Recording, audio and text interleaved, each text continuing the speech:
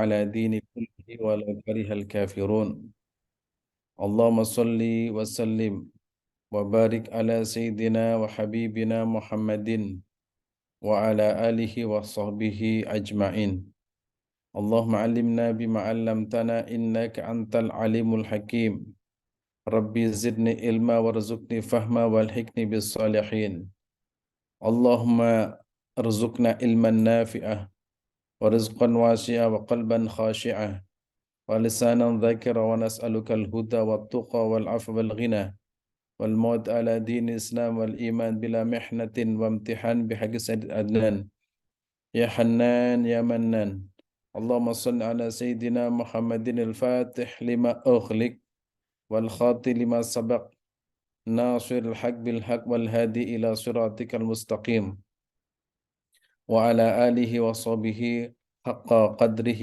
ومقداره العظيم اللهم صل على سيدنا محمد عبدك لطيلته ورسول الله وسيلته وأنت لها يا إلهي ولكل كرب عظيم ففرج عنا من بسم الله الرحمن الرحيم اللهم صل على سيدنا محمد صلاة توسع بها علينا الأرزاق وتحسن بها لنا الأخلاق وعلى آله وصحبه وسلم اللهم صل على سيدنا محمد صلاة ننال بسرها حفظ القرآن والعمل به وارزقنا منه علما منيرا وسلم تسليما كثيرا اللهم صل على سيدنا محمد صلاة تنكشف بها ما غاب عني وارزقني بها علما لدني والمشرب الهني يا وهاب يا غني وعلى آله وصحبه وسلم اللهم صل على سيدنا محمد صلاة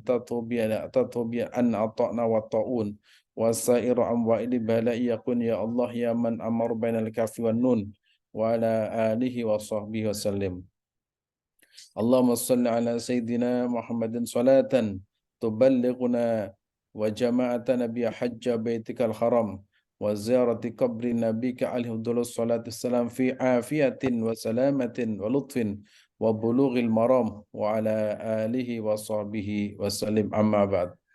Alhamdulillah, bersyukur kita semua kepada Allah Subhanahu wa taala atas segala nikmat dan karunia-Nya. Pagi hari ini kita berwajah tatap muka dalam keadaan sehat walafiat. Mudah-mudahan Allah Subhanahu wa taala senantiasa mencurahkan, Allah Subhanahu wa taala menurunkan rahmat kepada kita semua. Allah Subhanahu wa taala menjadikan keluarga kita menjadi keluarga sakinah, mawaddah, warahmah. Anak-anak kita menjadi anak yang soleh dan solehah. Insyaallah bermanfaat untuk diri kita, keluarga kita, dan insyaallah anak-anak kita senantiasa mendoakan kita. Amin ya rabbal alamin. Salawat dan salam tetap tercurah untuk junjungan kita Nabi Muhammad SAW serta keluarga dan para sahabatnya serta umatnya. Insyaallah kita kelak mendapat syafaat Nabi Muhammad SAW dan mudah-mudahan diberikan kemudahan pergi menunaikan ibadah haji, bisa berkunjung kepada Kanjeng Nabi Muhammad SAW. Amin ya rabbal alamin. Sebelum kita mulai, mari kita membaca Al-Fatihah untuk orang tua kita yang telah wafat, orang tua kita yang masih hidup, mudah-mudahan Allah berikan panjang umur, sehat walafiat. Juga guru-guru kita yang telah mengajarkan ilmu kepada kita, mudah-mudahan mereka senantiasa mendapatkan curahan rahmat dari Allah Subhanahu wa taala. Lahumul Fatihah. A'udzu billahi minasy syaithanir rajim. Bismillahirrahmanirrahim. Alhamdulillahi rabbil alamin. Ar-Rahmanir-Rahim. Maliki yaumiddin. إياك نعبد وإياك نستعين اهدنا الصراط المستقيم صراط الذين أنعمت عليهم غير المغضوب عليهم ولا الضالين آمين. Kemudian anak kita yang sedang menuntut ilmu dimanapun berada, mudah-mudahan Allah berikan kemudahan, Allah berikan kelancaran, Allah berikan kecerdasan kepada anak kita yang menghafal Al-Quran. Mudah-mudahan Allah berikan kemudahan dan ilmunya manfaat dan barokah. yang sedang menuntut ilmu di TK, SD, SMP, SMA perguruan tinggi, dan khususnya yang sedang menghadapi ujian masuk perguruan tinggi hari ini, ya, juga termasuk putrinya Mas Tholib hari ini sedang diantar ke UM Universitas Negeri Malang untuk mengikuti ujian masuk perguruan tinggi. Mudah-mudahan semua yang mengikuti, anak kita, keturunan kita, Allah berikan kemudahan, dan mudah-mudahan itulah yang terbaik dari Allah Subhanahu wa taala. Al-Fatihah. A'udzu billahi minasy syaithanir rajim. Bismillahirrahmanirrahim. Alhamdulillahi Rabbil Alamin. Ar-Rahmanir-Rahim. Maliki Yaumiddin. Iyyaka na'budu wa iyyaka nasta'in. Ihdinas siratal mustaqim. Siratal ladzina an'amta 'alaihim ghairil maghdubi 'alaihim waladdallin. Rabbi firli wali walidayya walil mu'minina amin.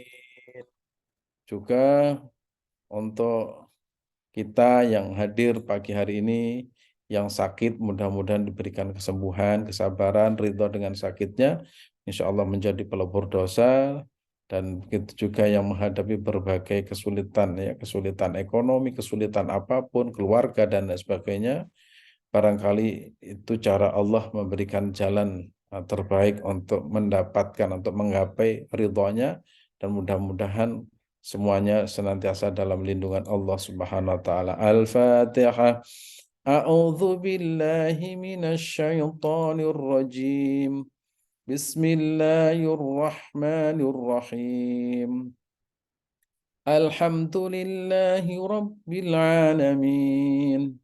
Ar-Rahmanir-Rahim. Maliki yaumiddin. Iyyaka na'budu wa iyyaka nasta'in. Ihdinas siratal mustaqim. Siratal ladzina an'amta 'alaihim ghairil maghdubi 'alaihim waladdallin. Rabbi firli wali walidayya walil mu'minina amin. Alhamdulillah. Bismillahirrahmanirrahim. Allahumma salli wa sallim ala Sayyidina Muhammad wa ala ali Sayyidina Muhammad kama sallaita ala Sayyidina Ibrahim wa ala ali Sayyidina Ibrahim fil alamina innaka hamidun majid, amma ba'd. Bismillahirrahmanirrahim. Qala al-muallifu rahimallah wa nafa'ana bihi wa bi ulumihi fid dharaini amin amin ya rabbal alamin. Hikmah yang ke-34, al-hikmah ar-rabi'ah wa thalathun. Ya, al-hikmah ar-rabi'ah wa thalathun. Wah, ini kurang tak, ar-rabi'ah. Hikmah yang ke-34. Qala al-muallifu rahimallah wa nafa'ana bihi wa bi ulumihi fid dharaini amin ya rabbal alamin.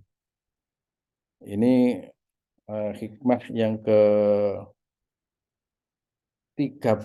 ya, 34 yang akan menjelaskan tentang mengenali sifat asli manusia dan bagaimana bagaimana kita bisa keluar dari sifat asli manusia.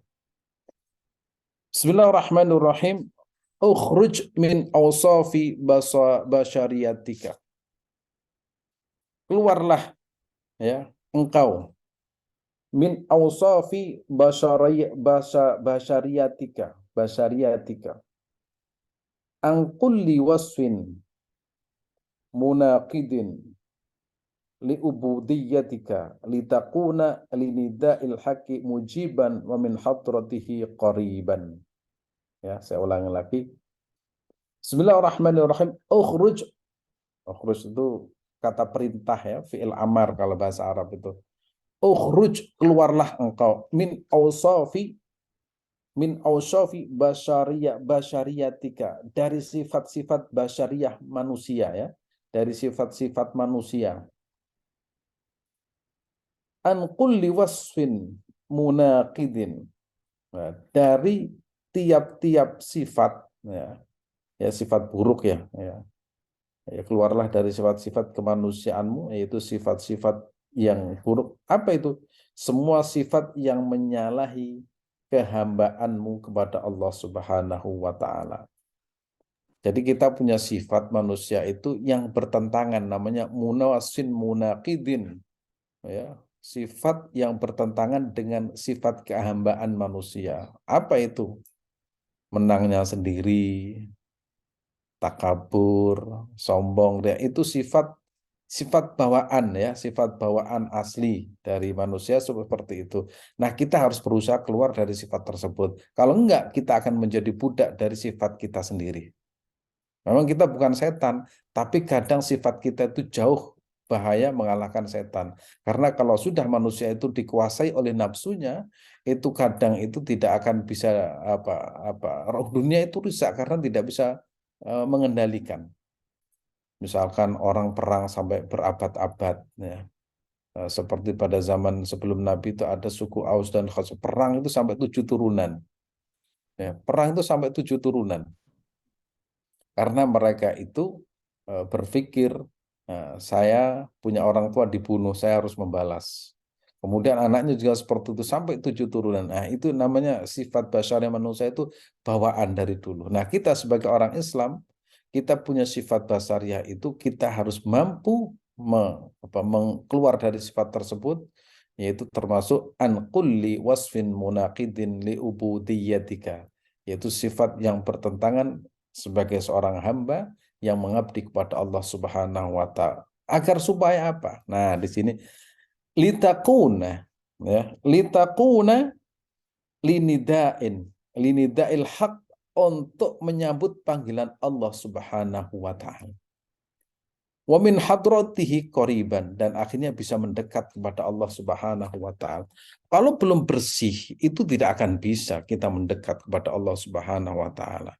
Walaupun ilmunya tinggi, ya, bahasa Jawanya itu, walaupun ilmunya sundul langit, tapi kalau kita belum bisa menghilangkan sifat takabur, sifat-sifat basyariyah yang melekat pada diri kita, maka kita tidak akan bisa menjadi kekasih Allah Subhanahu wa Ta'ala. Bangga dengan hartanya, bangga dengan kekuasaannya, bangga dengan nasabnya, bangga dengan keturunannya, bangga dengan semuanya dibanggakan. Seolah-olah yang mulia dirinya. Makanya ini harus kita keluar dari sifat. Ukhruj min awsafi basyariyatika an kulli wasfin munaqidin li ubudiyatika litakuna linida'il haqqi mujiban wa min hadratihi qoriban. Kita lanjutkan. Bung Karno berkata, Pertama ya, sifat asli manusia. Ini pasti punya, manusia itu pasti punya. Pertama sombong, pasti punya itu. Nah, biasanya orang sombong itu ada yang disombongkan. Nah, misalkan kita orang kaya, ya ada yang disombongkan. Misalkan kekayaannya. Nah, nggak mungkin kan orang miskin itu sombong dengan kemiskinannya. Kamu tahu, saya nggak punya apa-apa. Itu bukan sombong, itu namanya menghina diri sendiri. Nggak mungkin. Pasti ada. Kalau dia itu misalkan pejabat, pasti dia itu akan sombong dengan jabatannya. Dia akan memerintahkan orang dengan seenaknya. Karena apa? Dia merasa berkuasa. Nah, itu pasti ada. Kemudian eh, nasab, oh, kamu tahu saya keturunan Nabi. Nah, iya saya juga keturunan Nabi, Nabi Adam. Sama ya. Kakek saya dulu itu wali, iya kakekmu, kalau kamu kan bukan. Nah, itu pasti ada kesombongan seperti itu. Dan itu kan bahaya, bahaya. Makanya banyak para ulama dulu itu menyembunyikan nasab agar supaya mereka itu hidup setara dan bisa mengajak umat yang awam ini cinta kepada Allah dan Rasulullah Shallallahu Alaihi Wasallam. Pasti ada yang dibanggakan. Ya, kemudian gelar. Juga kadang dibanggakan. Saya ini dokter loh, saya PhD, PhD, SAG, nah, kemudian MAG. Apa SAG? Kamu tahu, saya SAG, Sarjana Alam Gaib. Oh, itu itu guyonan ya. Artinya kadang itu jabatan, gelar itu menjadikan penutup kita tidak sampai kepada Allah Subhanahu wa taala. Orang berilmu bangga dengan ilmunya, lupa kepada yang memberi ilmu. Nah, itu. Kalau bahasa kitab Al-Hikam itu kan itu. Kita itu ya, kaya, bangga dengan kekayaan kita, lupa kepada yang memberi kaya. Kita ini nasabnya orang baik, kemudian bangga dengan nasabnya, lupa dengan zat yang memberikan nasab itu sendiri. Nah, dan insya Allah kita tidak ada yang perlu disombongkan ya, karena itu akan menjadi penghalang kita untuk sampai atau usul kepada Allah Subhanahu Wa Taala. Itu pertama sombong ya. Jadi iblis ya, namanya iblis itu tidak bisa masuk surga karena terhalang dengan kesombongannya.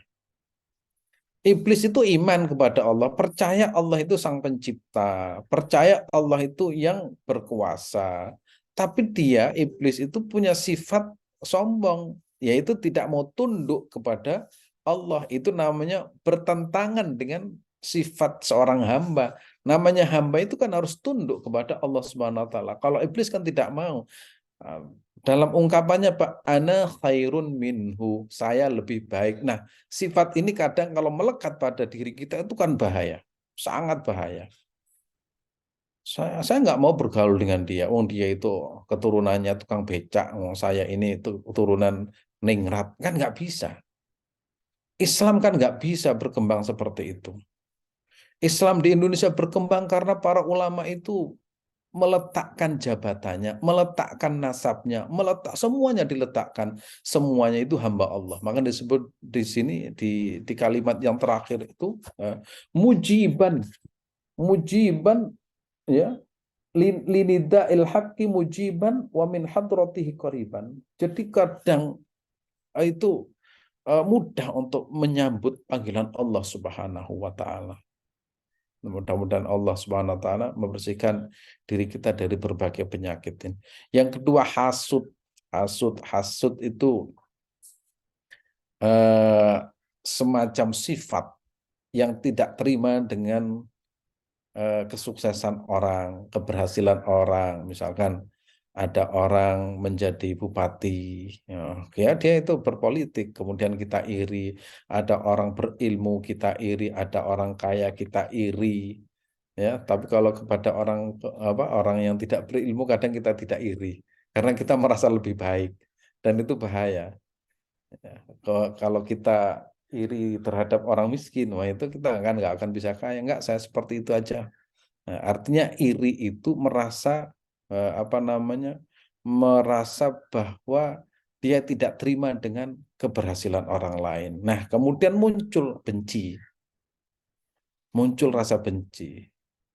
Nah, itu iri yang tidak diajarkan oleh agama. Memang ada iri yang tidak apa yang diajarkan agama. Ada. Nah, dalam sebuah hadis Rasulullah SAW menyampaikan la hasada illa fitsnain. Tidak ada hasud kecuali pada dua hal. Hasud yang dimaksudkan ini adalah iri tapi isinya itu motivasi.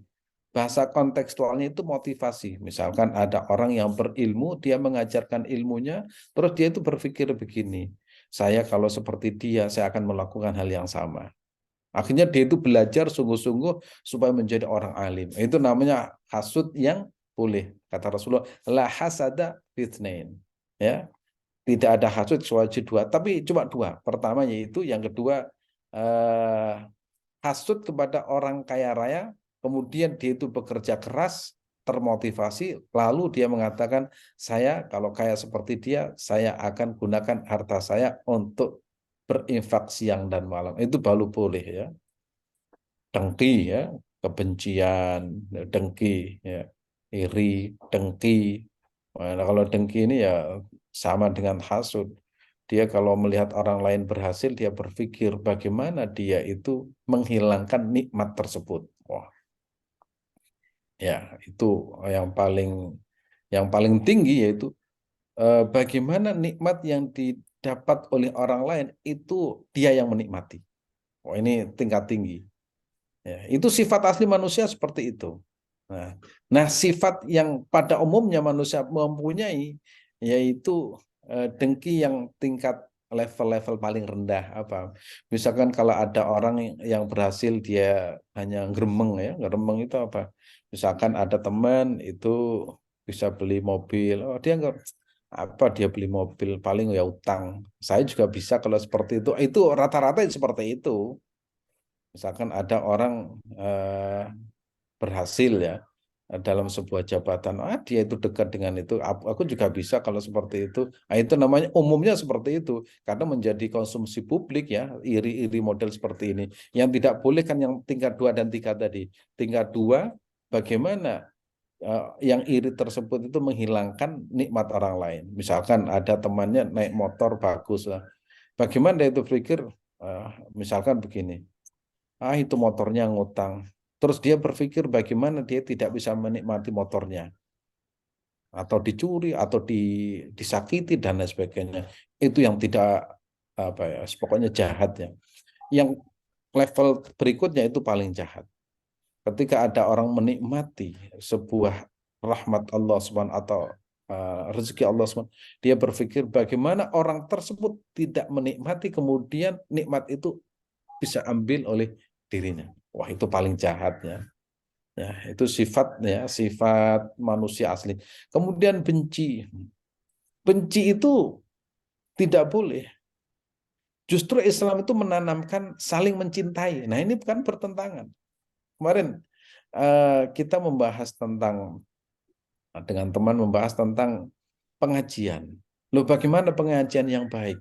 Pengajian yang baik itu, kajian yang baik itu, ya, majelis taklim yang baik itu, ketika kita masuk di dalamnya, pulang dari tempat tersebut, ya, pulang dari tempat tersebut, merasa tentram hatinya, muncul rasa cinta kepada Allah, muncul rasa cinta kepada Rasulullah, juga pada sahabat Rasulullah, dan juga keluarga Rasulullah, dan cinta kepada orang tua, keluarga, dan sesama. Itu baru bagus.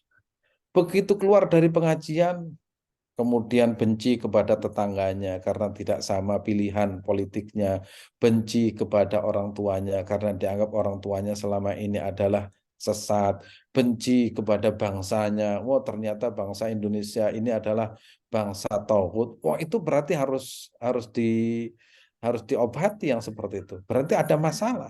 Karena sesungguhnya pengajian atau kajian itu melahirkan rasa cinta kepada Allah Subhanahu wa ta'ala. Bahkan ulama yang sukses, kalau dia itu mampu menuntun jamaahnya cinta kepada Allah dan Rasulullah Shallallahu Alaihi Wasallam, bukan cinta kepada dirinya. Kalau bahasa sekarang itu muhibbin, ya, kalau bahasa yang lain itu adalah follower, memperbanyak followernya, memperbanyak pengikutnya, lupa ya menuntun mereka untuk menjadi kekasih Allah Subhanahu wa taala. Jadi benci itu ya, benci itu sifat asli manusia. Untuk itulah bagaimana kita merubah benci menjadi cinta. Bukan cinta tapi benci. Beda itu. Kemudian dendam ya. Dendam juga sama ya. Dendam itu eh, bertentangan dengan nilai yang diajarkan Al-Qur'an. Dendam itu tidak boleh.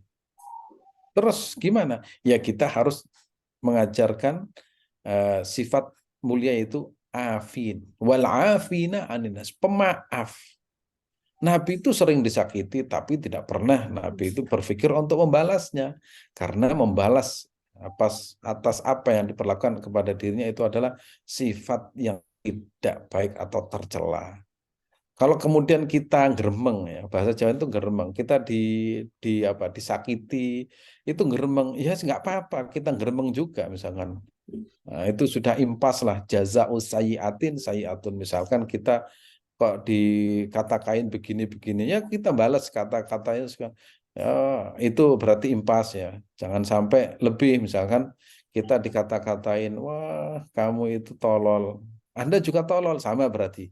satu-satu. Tapi kalau kita maafkan berarti kita dapat pahala. Berarti pahala mereka kita dapatkan. Semakin mereka benci kita, ya, membenci kita, kemudian mereka itu mengeluarkan kata-kata kotor, kita banyak pahala. Jadi kita nggak usah banyak ibadah dengan seperti itu nanti tiba-tiba masuk surga. Loh kok bisa? Ternyata selama di dunia banyak orang yang membencinya, tetapi kita tidak membalasnya, tapi kita memaafkan, kita tidak pernah dendam. Nah itu. Tapi kalau membalas itu juga boleh. Misalkan mereka itu mengatakan, wah kamu tolol, kamu juga tolol sama. Jangan sampai, wah kamu tolol, kamu juga tolol, ya bin ini, bin ini, bin ini. Oh itu berarti tidak sama. Nah, nanti ada susuknya ya, ada kelebihannya. Nah, itu caranya seperti itu. Kikir, kikir. Nah, ini kikir terus apa ya? Di atasnya pelit ya. Jadi ada orang pelit, nah, itu wajar manusia. Wong sudah kerja dapat uang kok pelit ya biasa. Manusia seperti itu. Tapi kemudian kalau berpikir ya ini milik saya, ya kok mau diberikan kepada orang lain kok enak. Nah itu pada umumnya sama seperti itu. Tapi kalau sudah naik ke atas, dia itu kalau ada orang dermawan, dia itu justru sakit hati. Oh ini goblok ini, masa mencari uang yang susah diberikan kepada orang lain. Nah, tapi dia itu hanya sebatas itu. Level berikutnya, dia itu disifati oleh Allah Subhanahu Wa Taala itu mengajak, memprovokasi orang dermawan menjadi pelit seperti dirinya. Oh, itu baru. Bahasa Al-Qur'annya, waya murunan nasabil bukhli. Sudah bakhil, mengajak orang secara kolektif bakhil bersama-sama. Nah, ini juga kadang ada. Kadang menjadi gerakan, tidak mau bersedekah, apa diprovokasi oleh dia. Nah, ini kalau bisa kalau kita dermawan, tanamkan dermawan kepada orang lain. Jangan sampai kita kikir, kita pelit, ya, kita bakhil, itu kita tanamkan kepada orang lain dan sama seperti kita biar ada temannya di neraka. Enggak, jangan. Alamat orang bakhil dan kikir itu alamatnya jelas. Al-bakhilu ba'idun minallah. Orang kikir, orang bakhil itu jauh dari Allah. Ya, kemudian ba'idun anin nas, jauh dari manusia. Qoribun, ya, ba'idun minal jannah, jauh dari surga, wa qaribun minan nar, dan dekat dengan api neraka. Itu alamatnya. Tapi wataknya orang kikir itu tersiksa. Wah, ini saya tidak pernah melihat orang tersiksa seperti orang pelit. Kok bisa? Ini fakta dan nyata ya. Ada orang kaya, duitnya banyak. Itu kalau mau beli mobil, itu beli yang jelek. Saya kadang-kadang, loh iya orang ini punya mobil. Mobilnya kok jelek yang nggak enak. Dia tersiksa di dalam mobil itu. AC-nya juga panas. Karena apa? Eman. Oh ini tidak pernah belajar kitab Al-Hikam.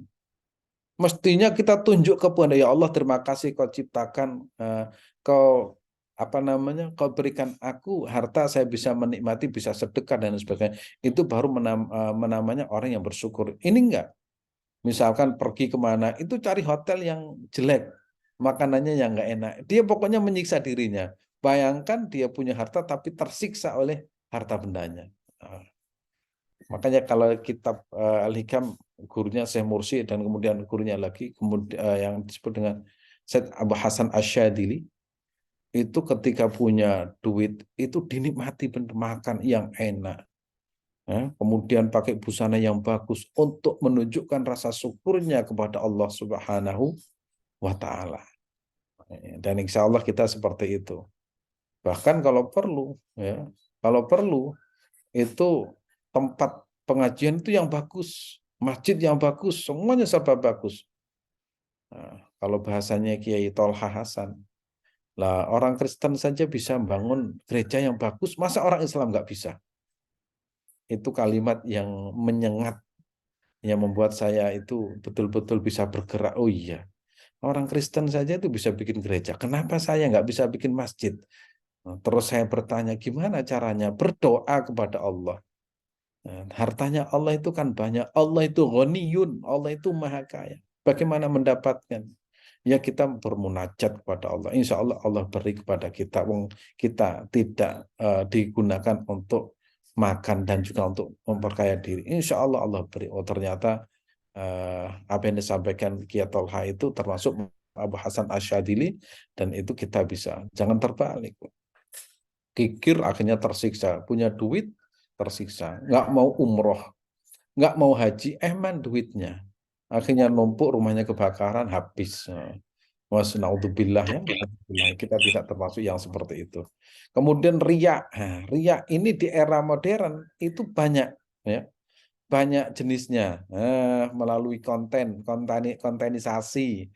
Ibadah menjadi riya, tahajud riya, kemudian Al-Quran menjadi riya, tergantung hatinya masing-masing. Bagaimana kita mengatur hati kita masing-masing. Semalam saya ketika ngaji di musola, saya bercerita tentang apa namanya, orang sholat di masjid. Nah, saya pernah khutbah di sebuah masjid. Dalam perjalanan saya itu melihat anak-anak kecil yang sedang beriringan berjalan, seragam pramuka kalau salah. Kemudian anak kecil itu bilang seperti ini, kamu sholat di mana? Saya mau sholat di situ. Loh jangan, di situ nggak enak, masakannya nggak enak, cuma apa, kotaknya itu isinya mie, mie rebus, kira-kira gitu. Terus enak di mana? Di masjid itu loh, di situ ada tehnya, ada kopinya, kemudian KFC lah kira-kira. Oh, ternyata anak-anak itu berpikirnya ke situ ya. Makanya masjid yang ramai sekarang adalah masjid yang disediakan makanan dan minuman. Dan kalau lihat seperti ini merusak hati kita atau tidak? Jadi sekarang itu berlomba-lomba memberikan, sehingga masjid itu yang paling ramai adalah yang paling banyak menyediakan makanan dan minuman. Berarti kalau kita ke masjid itu, hati kita harus ditanya, kamu mau nyari makan apa mau nyari ridha Allah Subhanahu wa Ta'ala? Ini kalau menjadi gerakan masif kan bahaya. Tapi kalau tidak dilakukan juga nggak ada juga yang masuk masjid kita. Nah, yang seperti ini kan menjadi renungan ya. Ya, kalau menurut saya itu sewajarnya, jangan kemudian akhirnya ibadah itu tergoda dengan jenis-jenis yang sifatnya remeh-temeh seperti itu. Tapi kalau enggak ya, namanya iman kita iman amatir.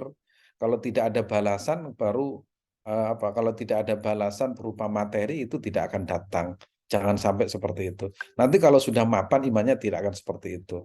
Apalagi mahasiswa, mau apa? Mau ke masjid itu karena apa? Ada wifi-nya. Oh. Nah, di samping ada wifi-nya, di situ ada apa, tempat makan dan minum. Oh, enak di masjid ini. Di situ karena ada penginapan gratis. Oh, itu akhirnya semua segala sesuatu dikonversikan oleh oleh dia itu, bentuknya itu materi. Ini ya, mudah-mudahan kita selamat. Ini adalah sifat asli manusia dan ini harus kita kalahkan, ya. Ya, jangan kemudian oh ini setan. Ini harus kita berusaha mengalahkan sifat-sifat kita sini yang melekat pada diri kita. Kita lanjutkan. Nah, ini yang yang selanjutnya. Cara keluar dari sifat asli manusia. Nah, kita sudah mengenali, kita harus tahu bagaimana cara keluarnya. Seorang mukmin harus berusaha sekuat tenaga bisa keluar dari sifat kemanusiaan yang tercela seperti ya, selalu memenuhi nafsunya ya, menuju sifat ubudiyah atau penghambaan kepada Allah Subhanahu wa taala. Ya tadi itu. Kalau kita itu suka pada sesuatu, itu kita menginginkan supaya sesuatu itu ada pada diri kita. Kalau kita kaya, itu munculnya itu sombong. Kalau kita mempunyai barang, itu inginnya itu pamer. Kalau kita punya ilmu, pinginnya itu terus muncul. Kalau kita punya nasab baik, itu pinginnya itu nasab itu ditampakkan. Saya keturunan ini, saya keturunan raja ini, itu pinginnya seperti itu. Nah, kita harus mampu menahan itu. Itu adalah nafsu kita. Untuk menjadi apa? Al-ubudiyah, yaitu menghamba kepada Allah Subhanahu wa taala. Harus berusaha keras. Nggak bisa, ya. Nggak bisa kalau kita tidak melawan diri kita sendiri. Makanya ada satu pernyataan ya yang menurut saya itu menarik. Orang akan sampai kepada Allah Subhanahu wa taala kalau dia itu sudah mampu menginjak kepalanya di sendiri. Selama dia itu menginjak kepalanya orang lain, maka dia tidak akan sampai kepada Allah Subhanahu wa taala. Artinya kalau dia itu masih membanggakan dirinya, membanggakan orang tuanya, kakeknya, dia tidak akan sampai kepada Allah Subhanahu wa taala. Tapi kalau sudah dia itu mampu meletakkan dirinya ya di atas kakinya sendiri, itu baru akan sampai. Dia itu akan menjadi orang yang merasa hina di hadapan Allah Subhanahu wa taala. Dia tidak pernah merasa lebih baik dari orang lain. Itu cara keluar. Nah, ketika hati sudah bersih dari sifat-sifat tercela, sombong kita buang, riak kita buang, hasut kita buang, ya, dengki semuanya kita buang, dendam semuanya kita buang, ya, bersih dari sifat-sifat tercela, maka ya hati manusia akan mendapatkan cahaya Allah dengan mudah. Oh, cahaya itu gampang mudah. Kalau kita punya kamar kotor, lampunya bersih, apa lampunya terang, itu kelihatan kotoran. Tapi kalau sudah kamar itu dibersihkan, kemudian lampunya bersih, kamar itu kinclong, bersih, bersih. Nah, kalau sudah bersih, nah ini kalau sudah bersih, ibadah itu terasa enak, bersih itu enak. Perut kita ini kalau tidak sehat, itu makan apa saja nggak enak. Manusia kalau sudah nggak sehat, makan apa saja nggak enak. Tapi begitu sehat, perut juga enak, apa saja bisa dimakan. Sama kalau bersih hati dan pikiran kita, zikir apapun itu terasa nikmat dan lezat. Bukan hanya zikir, menyebut nama Allah itu kadang bergetar hati kita. Itu hanya menyebut nama Allah. Ya, itu hanya menyebut nama Allah, itu hati itu bisa terasa nyaman. Itu. Kadang kita baca Al-Fatihah, nggak usah banyak-banyak baca Alhamdulillahirabbil alamin. Itu tiba-tiba hati itu nyambung. Loh, kenapa? Katanya para ulama hatinya bersih. Sampai seperti itu ya. Sampai seperti itu karena sifat-sifat tercela mulai satu persatu dibuang. Nah, orang seperti ini itu orang-orang yang sudah mampu mengalahkan dirinya sendiri. Jadi itu tanda-tanda orang yang sudah mendapatkan cahaya Allah Subhanahu wa taala. Tapi kalau saya, ayah saya, bapak saya, kakek saya, harta saya, kekuasaan saya itu akan menjadi penghalang kita. Mudah-mudahan Allah senantiasa memberikan pertolongan kepada kita. Jika masih belum bisa berusaha keluar dari sifat-sifat tercela di atas, maka mintalah bimbingan sang guru dan berdoa kepada Allah agar dihindarkan dari sifat-sifat tercela. Kita memohon, nggak bisa tanpa pertolongan Allah Subhanahu Wa Taala, nggak bisa. Kita memohon kepada Allah Subhanahu Wa Taala agar kita terhindar dari sifat-sifat tercela tersebut. Kalau tidak, kita harus punya guru yang membimbing kita, mengajarkan ilmu kepada kita, ya, mengenalkan cinta kepada Allah, cinta kepada Rasulullah, sehingga kita akan lebih mudah mendapatkan cahaya Allah Subhanahu wa taala. Karena sifat-sifat tercela itu karena bawaan, kita harus berusaha keluar. Kalau belum bisa, kita minta guru kita untuk membersihkan dari sifat-sifat tersebut. Biasanya guru kita itu ngerti, oh kamu begini, ya kamu begini, kamu kurang ini, karena kurang ini. Nah, itu seperti itu. Makanya besok ada apa kajian yang berikutnya itu yaitu yang mempengaruhi manusia itu apa sih sehingga tidak bisa keluar itu apa saja. Ya, ada salah satunya itu sahabat. Maka kita harus punya banyak sahabat dan sahabat itu mengajak kita cinta kepada Allah. Kalau sahabatnya itu orang sombong, ya akan lahir sombong kesombongan-kesombongan yang lain. Kalau gurunya sombong, ya sama. Setan itu sombong. Kalau berguru sama setan, ya sombong. Jadi kalau ada orang sombong, sombong itu perilaku iblis ya. Kemudian kita lanjut pada slide berikutnya.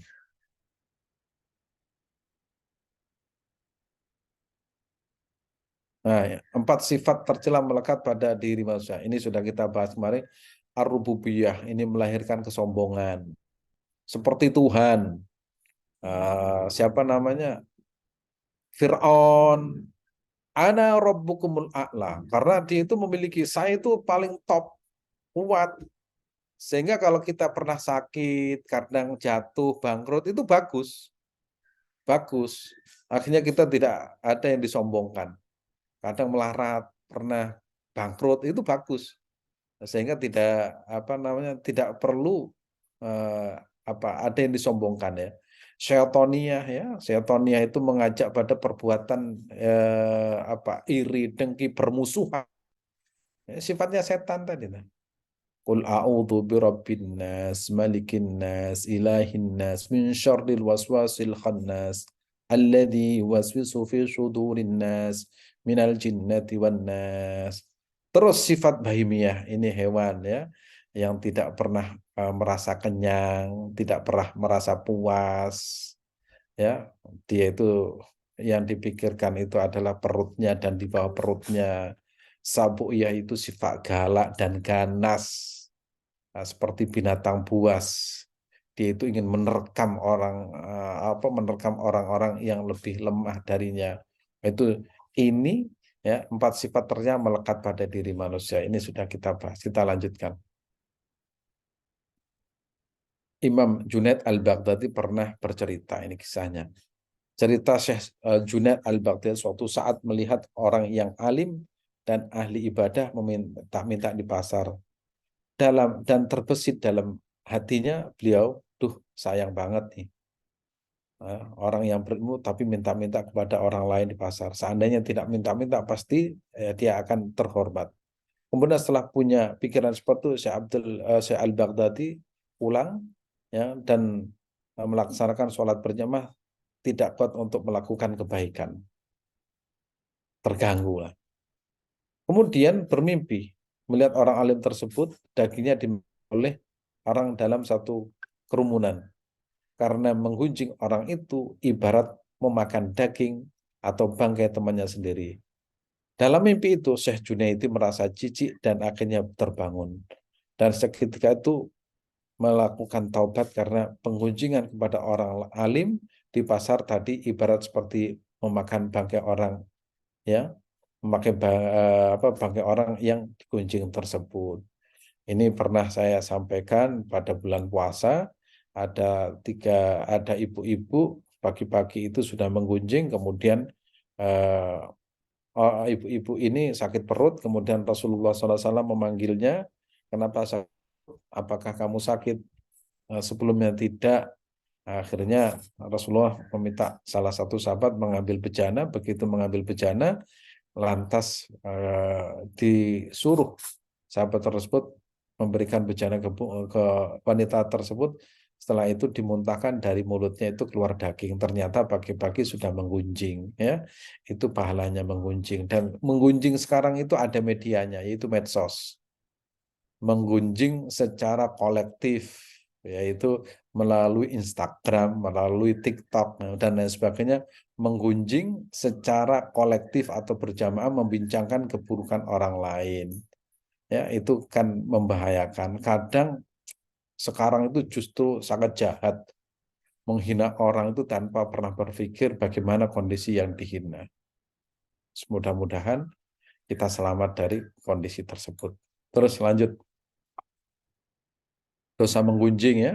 Ini firman Allah Subhanahu wa taala, ya, firman Allah Subhanahu wa taala yang artinya ini pasti Bapak Ibu sudah mengenal ya. Yang artinya adalah di sini, nah, kalau Arabnya itu wala ya'tab ba'dukum ba'dha ayuhibbu ahadukum ay ya'kula lahma akhihi maita fakarihtumuh wattaqullah innallaha tawwabur rahim. Dan janganlah sebagian kamu mengunjing sebagian yang lain.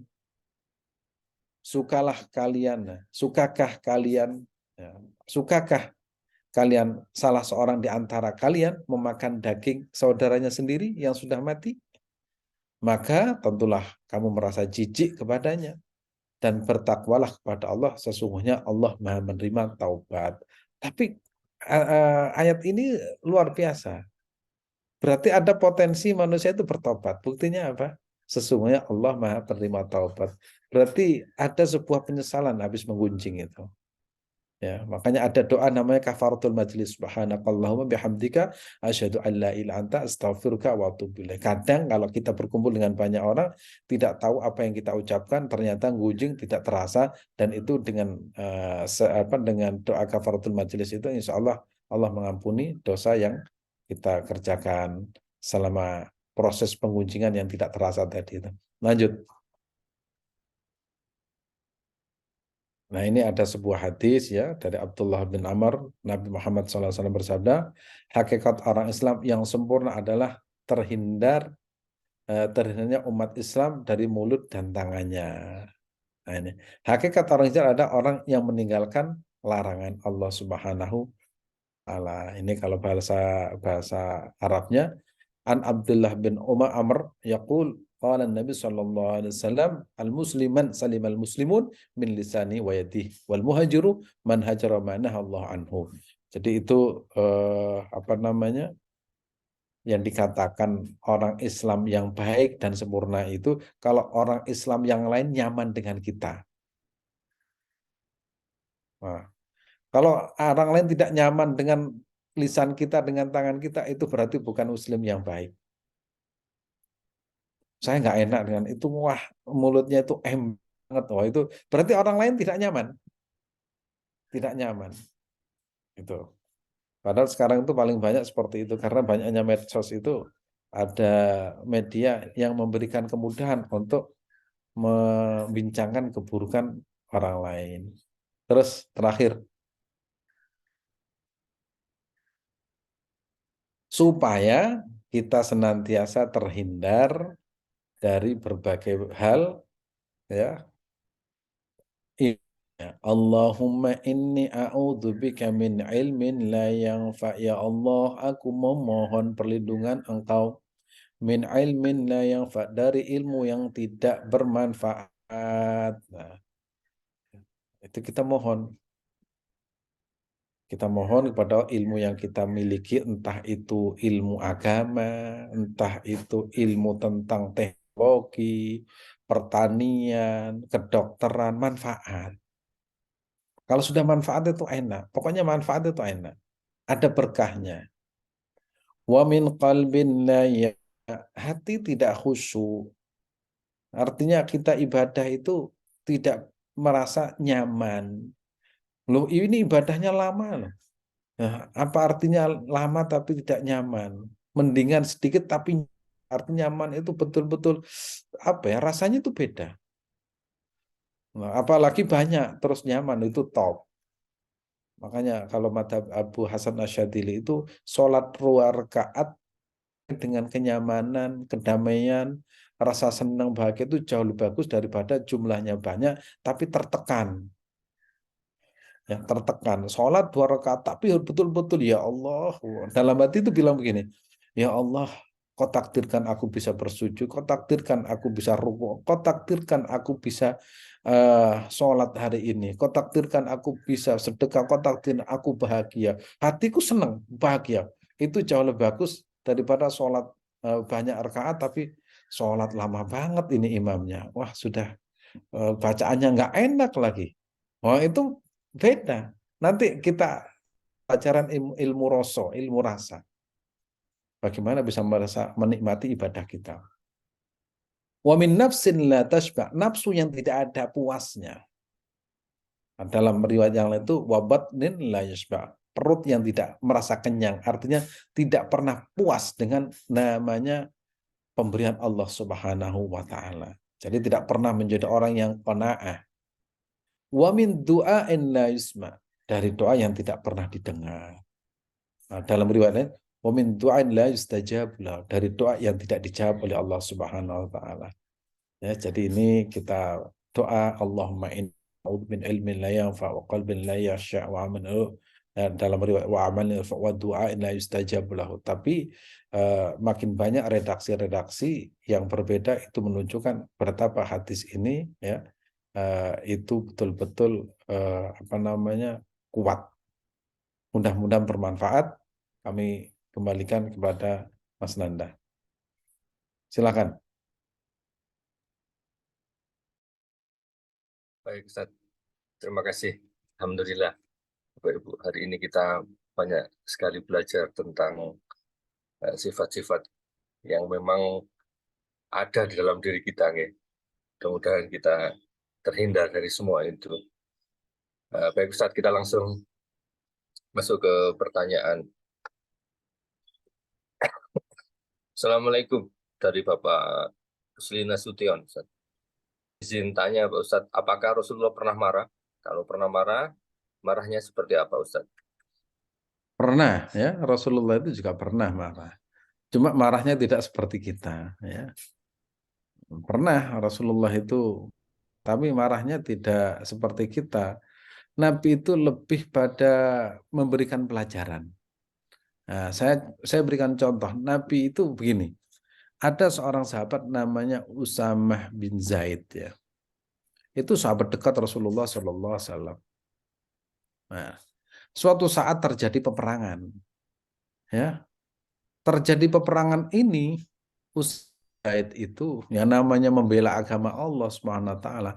Ada salah satu ya, ada salah satu musuhnya itu sudah menghabisi sekian sahabat. Tiba-tiba dia terdesak langsung mengucapkan asyhadu an la ilaha illallah wa asyhadu anna muhammadar rasulullah. Wah, ini Usamah ini langsung mengambil pedang, langsung ditusuk, mati.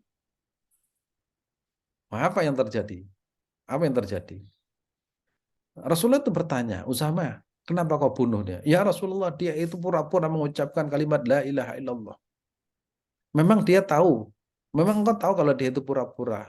Iya, dia itu. Dari mana kamu tahu? Rasulullah itu nggak mau. Nggak mau dengan alasan yang disampaikan Usama. Karena apa? Kalimat la ilaha illallah, orang kafir itu bisa menjadi Islam. Jadi nggak ada alasan, ya, nggak ada alasan kalau orang yang sudah mengucapkan la ilaha illallah, kita nggak boleh mengatakan, lo ini kan karena ini, nggak bisa. Karena itulah ya di dalam kitab Sulam Taufik, kalau ada orang mau masuk Islam mengucapkan kalimat la ilaha illallah, segera apa? Segera kita tuntun mengucapkan asyhadu an la ilaha illallah. Bisa jadi setelah itu mati dalam keadaan Islam. Karena tugas utama seorang ulama, tugas utama seorang dai, tugas utama seorang kiai dan habab itu bagaimana mengenalkan Allah Subhanahu wa taala. Sudah kenal Allah, mengucapkan kalimat la ilaha illallah. Itu Rasulullah itu marah karena apa? Ada orang kafir mengucapkan kalimat la ilaha illallah langsung ditusuk, kemudian Rasulullah nggak berkenan. Rasulullah betul-betul nggak berkenan pada jawaban itu. Betapa Nabi Muhammad itu menjunjung kalimat tauhid namanya la ilaha illallah. Jadi kalau ada orang misalkan nakal, kok tapi Islam, kok masih la ilaha illallah, itu masih bagus. Masih bagus. Kita jangan benci ya, kemudian jangan benci orangnya, benci kenakalannya. Bisa jadi suatu saat dia lebih baik dari kita. Makanya ulama itu dulu itu pinter ya, ulama itu pinter. Pinternya apa? Karena mereka itu kenal Allah Subhanahu wa taala. Ketika melihat orang non-Islam, mereka tidak benci. Bisa jadi suatu saat menjadi Islam. Ada orang Islam yang taat, bisa jadi kemudian dia itu menjadi kafir. Kita tidak tahu bahwa itu terjadi, kita tidak, karena Allah itu berkuasa. Wa kana Allah ala kulli syai'in muqtadir. Ini kalau tauhidnya mantap kan seperti itu. Tidak gegabah. Siapa sih yang bisa membayangkan Indonesia yang dulunya itu Hindu, Buddha, menjadi negara terbesar Islam di dunia? Siapa yang bisa membayangkan Cordova, yang dulu pusatnya Islam, sekarang itu dikuasai orang Kristen? Nah, kok bisa? Bagi Allah itu yang mudah. Dulu Mekah itu semuanya penghuninya itu kafir semua, penyembah berhala. Datang Rasulullah menjadi Islam. Dulu Jombang, tempat Mbah Hasyim Asy'ari dulu kan namanya itu Ijo Abang ya. Karena di situ banyak pelacur, perampok dan sebagainya. Sekarang itu menjadi pusat santri dan pusat perjuangan Islam sejak zaman Kiai Hasyim Asy'ari sampai sekarang. Kita tidak tahu. Makanya ketika orang tahu kekuasaan Allah Subhanahu wa taala, dia akan menjadi orang yang bijaksana. Begitu cara marahnya itu gitu. Baik, Hal-hal Ustaz. yang prinsip. Kita lanjut ke pertanyaan berikutnya dari Ibu Dewi. Nah, Ustaz, bolehkah merubah niat di waktu melakukan amal? Yang pertama, misal kita bersedekah ke seseorang, ternyata orang tersebut termasuk 8 asnaf, maka kemudian niatnya dirubah menjadi zakat. Dan pertanyaan kedua, niat sholat witir 1 rakaat, terus lupa berdiri ke rakaat kedua, terus niatnya dirubah menjadi 3 rakaat. Terima Gimana, kasih. Ustaz? Ini kalau lupa itu kan memang tidak ada hukumnya ya. Kalau lupa itu tidak ada hukumnya. Hukumnya lupa apa nggak ada ya. Memang misalkan kita puasa kemudian tiba-tiba makan satu piring, aduh lupa. Oh, namanya lupa ya nggak apa-apa, teruskan saja itu barokah ya, barokah. Misalkan witir satu kok dua, kok berdiri lagi. Ya lihat berdirinya. Ya, kalau berdirinya itu tiba-tiba sudah baca Al-Fatihah, baca surat, itu teruskan menjadi 3. Ya. Ya, kemudian kalau masih mau berdiri ya segera duduk, niatnya 1.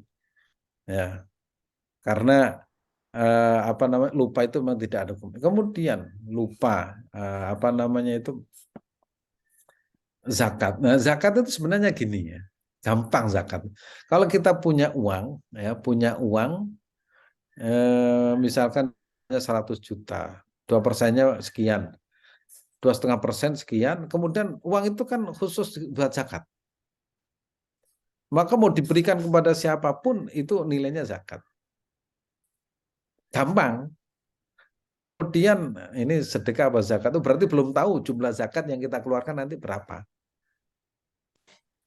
Sehingga kalau kita mau ngurusi zakat itu uang yang kita miliki setelah dihitung jumlahnya sekian, zakatnya sekian, maka uang itu sudah dipisahkan ini zakat. Berarti yang mendapatkan 1, 2 orang, 3, 4, 5 sampai 10 itu akan diberikan. Maka itu nilainya akan secara otomatis zakat.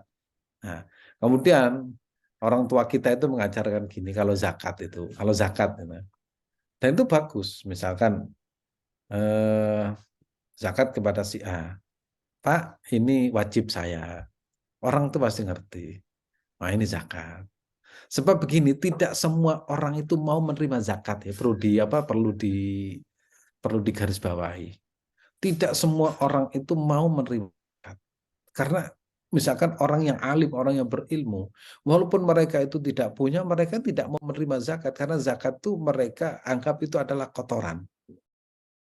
Khud min amwalihim shadaqatan tutahhirum zakihim. Jadi misal kamu zakat, oh enggak, jangan saya, pasti gitu. Nah, itu punya jiwa, punya mental bahwa dia itu tidak menerima zakat. Sama Rasulullah SAW itu tidak menerima zakat, nggak menerima sedekah tapi hadiah. Loh apa bedanya? Akadnya. Nah, gitu. Jadi Salman Al-Farisi itu kan sebelum masuk Islam kan dari daerahnya itu kan belajar kepada orang-orang Nasrani. Kemudian orang pendeta itu mengatakan nanti ada orang dengan ciri-ciri ini, itulah Nabi terakhir. Wah, itu akhirnya ada rombongan berangkat ke Madinah, ke Yasrib, di situ ketemu Nabi Muhammad. Nah, ini cerdasnya Salman Al-Farisi, cerdasnya bukan. Setelah ikut pengajiannya lah kira-kira, besoknya itu ini ada uang dari saya, kayak ini zakat, nggak menerima, sedekah tidak menerima, ya. Kemudian terakhir ini hadiah saya diterima, oh langsung percaya, oh ini pasti Nabi, karena ciri-cirinya seperti yang disampaikan oleh pendeta pada waktu itu. Ciri-cirinya apa? Nabi itu tidak menerima zakat dan sedekah, yang diterima adalah hadiah. Maka kalau kita memberi kepada ini khususnya zuriyah Nabi ya, itu tidak menerima zakat. Ya, tidak mau menerima zakat. Nah, yang diterima apa? Hadiah. Ya. Jadi kita sendiri kalau mau ngasih orang itu ya harus ini wajib saya. Berarti orang ini memang berhak mendapat. Kalau dia ini hadiah, kok mau zakatnya berarti itu ada turunan dari Nabi Muhammad SAW. Jadi kalau merubah itu nggak bisa. Artinya zakat itu sudah punya apa namanya, apa ya, sudah punya slot masing-masing, zakat, infak, sedekah. Gitu Mas Ren. Oke, baik Ustaz. Ini pertanyaan berikutnya dari Ibu Ernawati Slamet. Bagaimana dengan yang hidupnya sederhana, tapi berpakaian yang bagus? Boleh Kak Ustadz? Ini terkait materi tadi. Hidup sederhana tapi pakainya bagus. Memang mestinya itu bagus dalam artian bukan mahal ya. Ya, bukan mahal ya. Jadi pakainya itu bagus. Artinya bagus itu ya memang kita harus berbusana yang rapi ya. Yang rapi. Tapi tentu saja disesuaikan dengan kemampuan kita. Jangan sampai penghasilan 5 juta atau 3 juta, harga pakaiannya 10 juta. Itu apa namanya, penghasilannya itu 1 juta, kalau makan di apa namanya, di tempat makan di warteg tuh habis sehari itu 100.000, ya bangkrut. Ya, bangkrut itu. Artinya sederhana itu sederhana, yang tidak harus mahal ya. Pokoknya yang rapi. Nabi itu selalu rapi. Nabi itu selalu rapi. Ada memang seorang sahabat namanya apa, Jabir ya. Sahabat Jabir itu pernah sholat. Sholatnya itu begini. Jadi kayak sarung satu tapi dicentelkan, apa, ditaruh di lehernya. Pada waktu itu para tabi itu protes. Padahal ini sahabat Nabi. Protes, gimana? Kamu kan sahabat Nabi, masa sholatnya seperti ini busananya? Kamu kan sudah sahabat. Nah, sahabat Jabir kemudian itu menangis katanya. Kamu tahu nggak? Saya pernah melihat Rasulullah itu sholat seperti ini. Artinya apa? Artinya Nabi itu kan nabinya orang banyak. Kadang Nabi itu pakaian yang sederhana untuk memberikan contoh ya, bahwa saya pernah seperti ini. Ya, misalkan Nabi itu apa namanya, terawih hanya 5 hari. Itu memberikan kesempatan bagi orang-orang yang jarang terawih, jarang qiyamul lail. Kemudian Nabi itu pernah menggunakan pakaian seperti itu, memberikan contoh bahwa pakaian sholat itu tidak harus bagus dan mewah. Nah, kalau nanti diharuskan gimana, tukang parkir, habis parkir, harus beli jubah, nggak kuat beli jubah, harus pakai surban. Oh, keribetan Islam seperti itu. Makanya Nabi itu nabinya orang banyak, orang miskin ya punya nabinya Nabi Muhammad, orang kaya nabinya Nabi Muhammad, ya orang yang banyak dosanya juga nabinya Nabi Muhammad, orang yang soleh nabinya Muhammad, para wali nabinya Muhammad. Jadi Nabi Muhammad itu rahmatan lil alamin, semua umatnya itu akan berhak mendapat syafaatnya, tapi dengan kemampuan masing-masing tadi. Baik Ustaz. Ini gak banyak pertanyaan Ustaz. Ustaz, bila ingin berpuasa sunnah, tapi nggak enak sama teman-teman karena akan hadir kajian, makan bersamanya, apakah termasuk ria? Solusinya tetap puasa sambil meneguhkan hati atau tidak melaksanakan puasa? Terima kasih. Ini pernah ada pertanyaan dari waktu saya ngisi pengajian di mana. Ada orang yang soleh katanya. Sampai ada undangan itu tidak mau makan. Suatu saat menghadapi masalah. Masalahnya apa? Masalahnya anaknya itu nakal. Nakal katanya. Terus minta tolong pada orang ini. Gimana cara menasehati anaknya? Begini ya, kesolehan itu tidak harus ditampakkan kepada orang lain. Misalkan kalau kita diundang, menyenangkan hati orang dengan makan, itu pahalanya itu sangat besar, sangat besar. Sehingga kalau kita punya tamu, kita harus muliakan tamu itu karena apa? Karena itu menyenangkan orang. Dan itu pahalanya luar biasa. Jangan kemudian saya sedang puasa, loh, itu nggak ngerti itu. Nggak ngerti. Dia mengira bahwa menunjukkan puasanya kepada orang lain itu pahalanya besar. Tidak.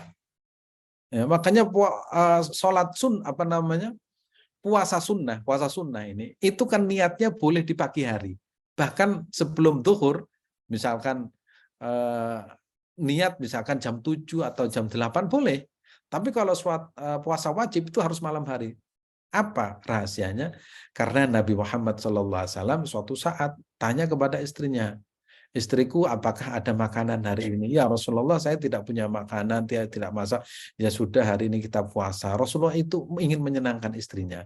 Nah, suatu saat Rasulullah itu ya, dipanggil oleh istrinya, ya Rasulullah, ini ada makanan. Ya sudah, ayo kita makan. Oh, artinya apa? Rasulullah itu begitu luar biasa dalam masalah seperti ini. Jadi kalau diundang teman, ya, apalagi sekarang itu halal bihalal, makan, nikmatilah makan. Itu anugerah dari Allah Subhanahu wa Ta'ala. Ya, jangan sampai kemudian memang puasa Syawal itu berat ya, apalagi berhadapan dengan setiap hari namanya halal bihalal. Ya, itu berat. Tapi kita ingat ibadah menyenangkan orang. Karena begini ya, orang itu misalkan saya mengundang orang, saya itu kan sudah mempersiapkan ini dan itu. Dan saya itu kan sudah berusaha. Ketika ada orang datang kemudian nggak dimakan alasan puasa, kan hati saya itu kecewa. Hati saya itu kan kecewa. Nah, itu bayangkan bagaimana mengecewakan hati orang. Makanya Nabi itu sangat menyenangkan.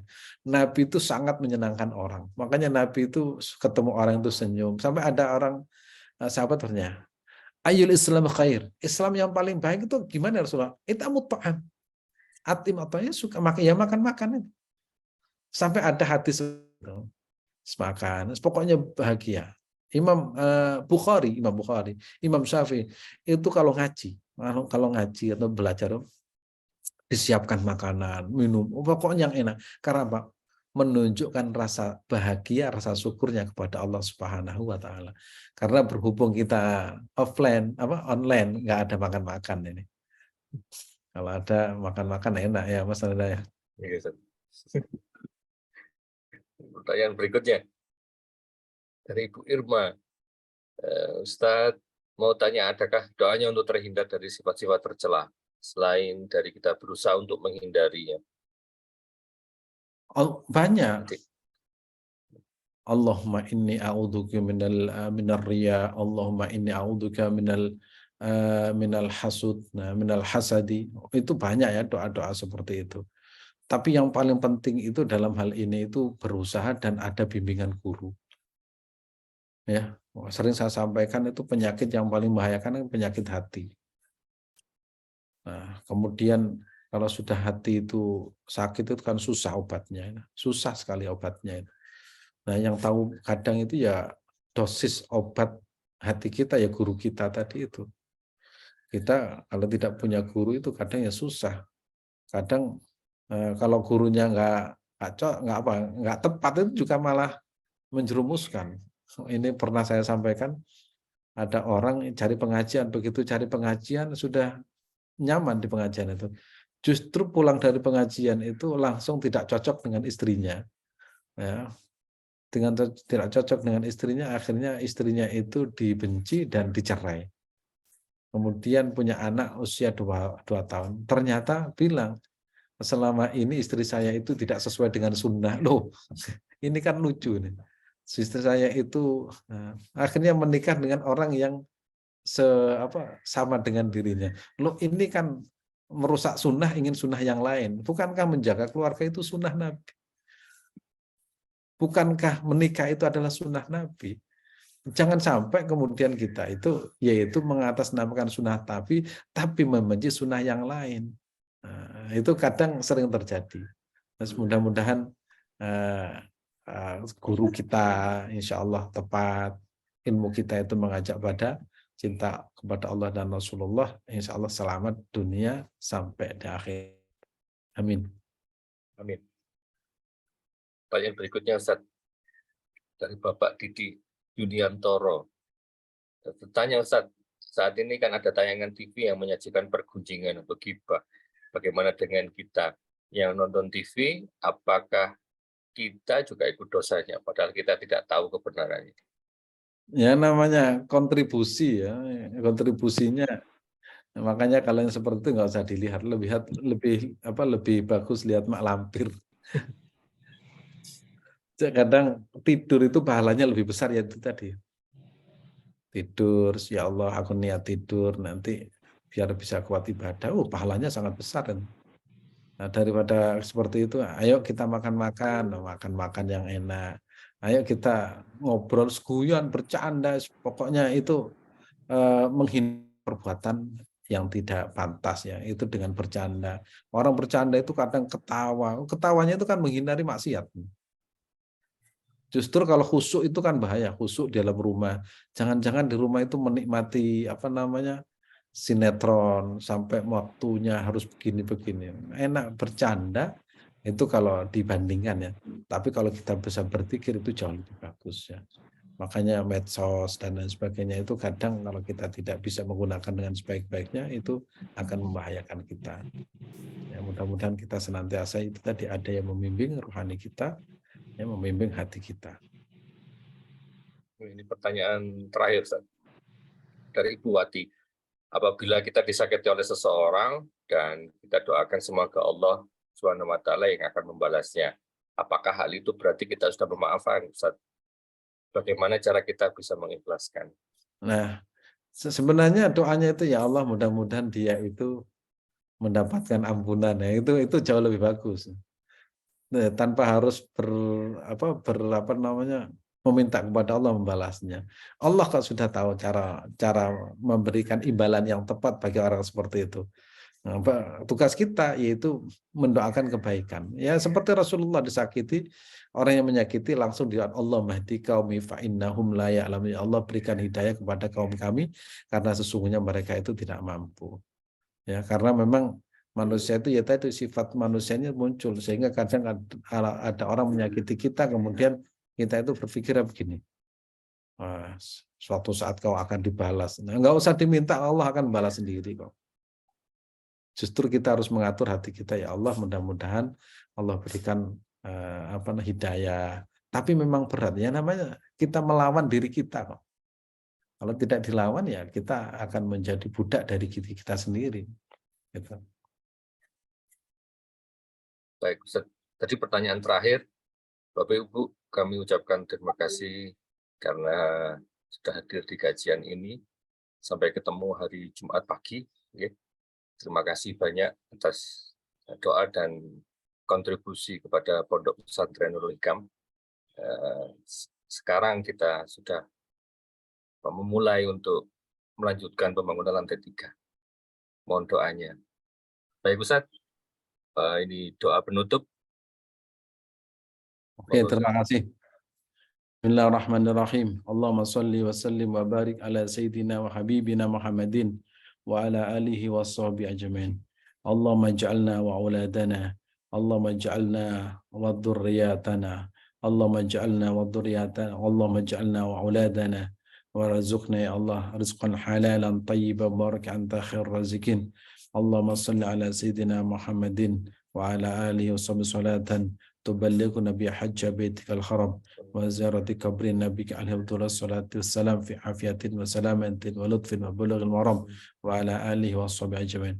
اللهم حبب إلينا الإيمان وزينه في قلوبنا وكرهنا الكفر والفسوق والعصيان واجعلنا من الراشدين. ربنا ظلمنا أنفسنا فإن لم تغفر لنا وترحمنا لنكونن من الخاسرين وتب علينا إنك أنت التواب الرحيم. Rabbi ij'alni muqimas shalah, Rabbi ij'alni muqimas shalah, Rabbi ij'alni muqimas shalah min dhurriyyati Rabbana wa taqabbal du'a. Rabbana taqabbal minna innaka antas samiul alim wa tub alaina innaka antat tawwabur rahim. Subhana rabbika rabbil izzati amma yasifun wa salamun alal mursalin walhamdulillahi rabbil alamin. Wal afu minkum. Assalamualaikum warahmatullahi wabarakatuh. Terima kasih Waalaikumsalam. semuanya. Terima kasih Pak Ustadz, Mas Nanda.